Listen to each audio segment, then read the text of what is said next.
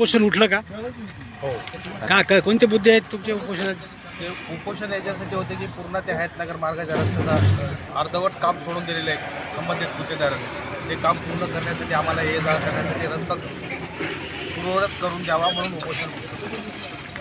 आता काय तुम्हाला आश्वासन दिलं आहे त्यांनी? आम्हाला सार्वजनिक बांधकाम विभागानं लेखी असं पत्र दिलेलं आहे की बाबा उद्याच्या उद्या काम चालू करतो आणि उद्या जर काम नाही चालू झालं तर संबंधित गुत्तेदारावर कारवाई करतो. त्या याच्यावर आम्ही उपोषण आज सोडलेलं आहे. तात्पुरतं स्थगित केलेलं आहे. आणि जर समजा उद्या जर त्यांना काम नाही चालू केलं तर परवाच्या दिवशी पुन्हा आम्ही इथं येऊन बसणार आहोत.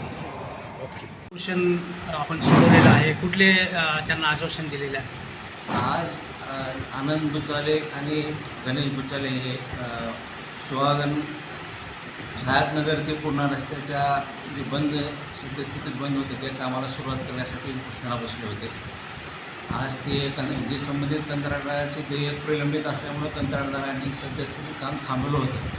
पण आज त्यांचे गावकऱ्यांच्या समोर कंत्राटदाराला समोर बोलवून घेऊन उद्यापासून सुहागन गावातलं कॉन्क्रीटचं काम आणि जे अवयपर्यंत जे रस्ता आहे त्या रस्त्याचा पृष्ठभाग जे काही खड्डे पडले असतील किंवा नादुरुस्त असेल त्याला तात्पुरत्या स्वरूपात दुरुस्त करून रस्ता वाहतुकी सुरळीत करण्यासाठी कंत्राटदाराला सूचना दिल्या आहेत आणि त्या आश्वासनावर आज त्या दोघांनी उपोषण आपले माघार घेतलेले आहे.